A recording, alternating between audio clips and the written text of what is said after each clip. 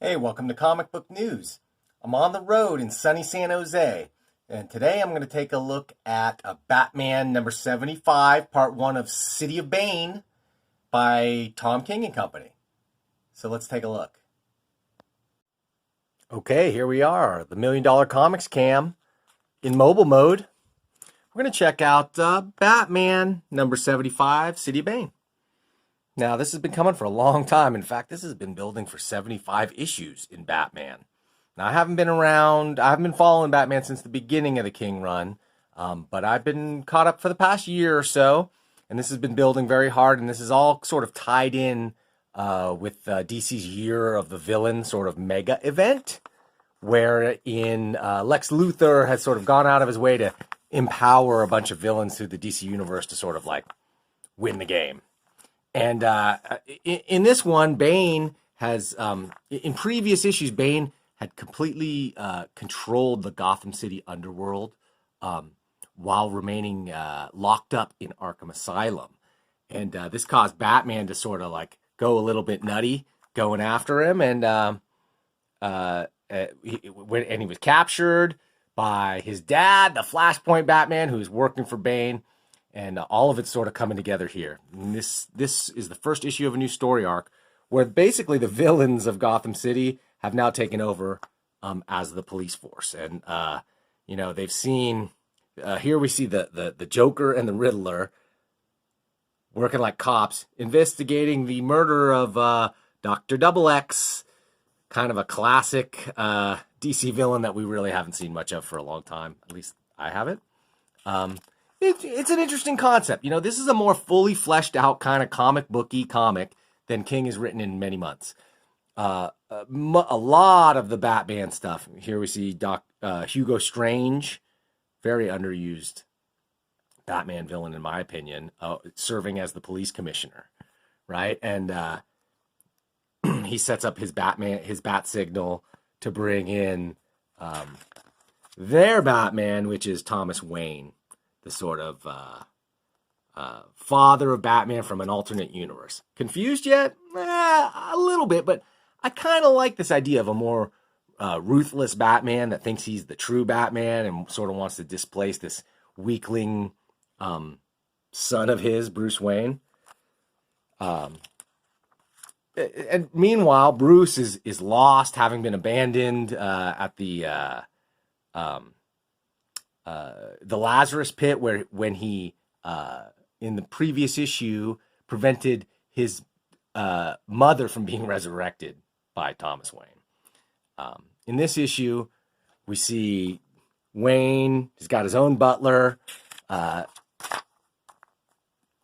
works in this just sort of ruthless way of Batman. He's got all the scientific prowess. He's basically got all the skills that Bruce Wayne has got, but he has no compunction against violence or killing, using guns, or just basically doing whatever it takes to get his way. So in this, basically, the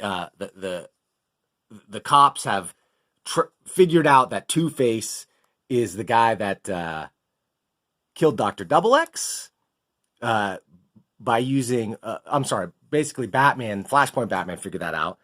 Using seismography to figure out anybody big enough to defeat Double X, who's got crazy super strength. Must be giant, so use seismography to sort of track him down. Sort of classic Batman comic booky pseudoscience stuff, which is cool.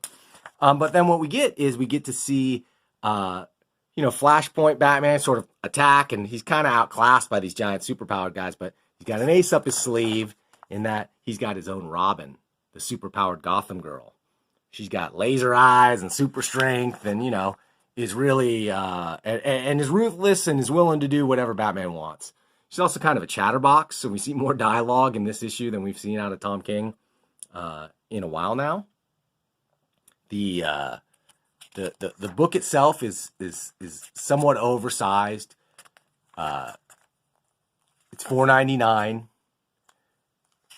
It's a reasonable setup to a story arc. Basically, the idea is we learn by the end of Bane's got the psycho pirate who he can use to sort of bend all these other villains to his will. And Lex Luthor is sort of curious about this and is like, look, you've got like arguably the most powerful weapon. Why would you not just use this to sort of take over the world? And his answer is actually pretty cool.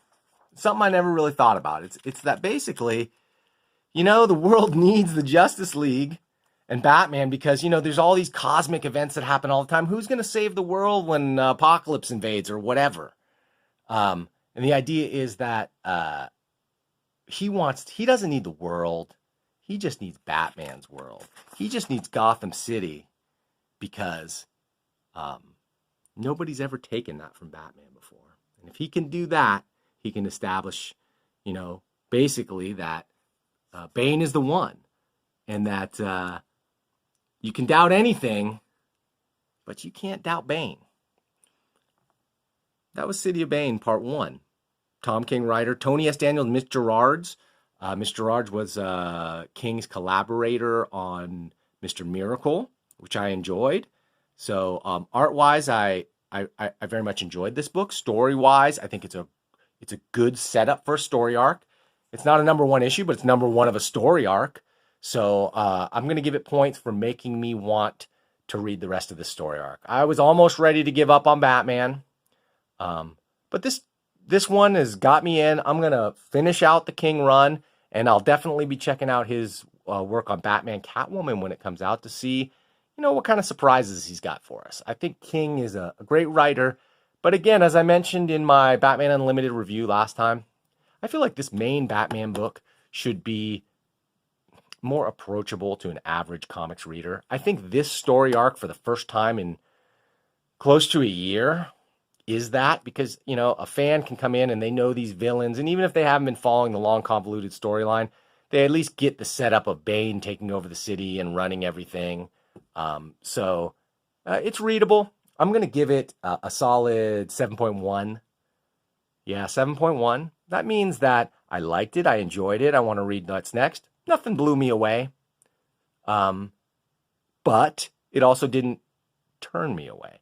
And in this day and age where every #1 of a story arc or comic is not just a jumping on point, but a jumping off point, it's just as important for a writer to keep their momentum and not give you a reason to stop reading their comic, right? Of course, they have to give you great reasons to read them. Of course, they have to make high quality books. But sometimes, you know, you're willing to give them credit and suffer through an issue that's not groundbreaking or amazing, but at least it's not stupid. There is one really, really, really stupid moment in this comic, though, that I want to point out. I almost forgot about. And this is when, you know, Batman has finally tracked down Two-Face and is fighting him, you know, and he has 6 Gotham Girl on her. And then he does something really unusual. So Two-Face puts a gun to his own head, thinking that this is the real Batman, and like Batman's kind of a wuss and, you know, isn't going to let him kill himself. But this is Flashpoint Batman, like, who doesn't give a damn.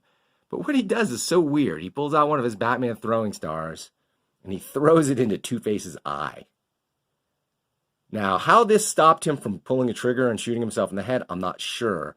But they explain a little later that he severed the connection between the two halves of Two-Face's brain, also known as the corpus callosum, I believe.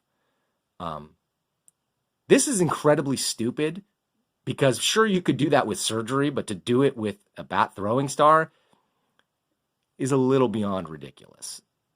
This is what prevented me from ranking this comic any higher than a 7.1. Without this moment, it could have gone as high as a 7.4 or 5 maybe. But this kind of stupidity is not my favorite. But it's also not enough to completely divorce me from the story, and I want to know what's next. So please go check out Batman City of Bane, Batman #75, City of Bane Part 1. Give it a try. Let me know in the comments what you think.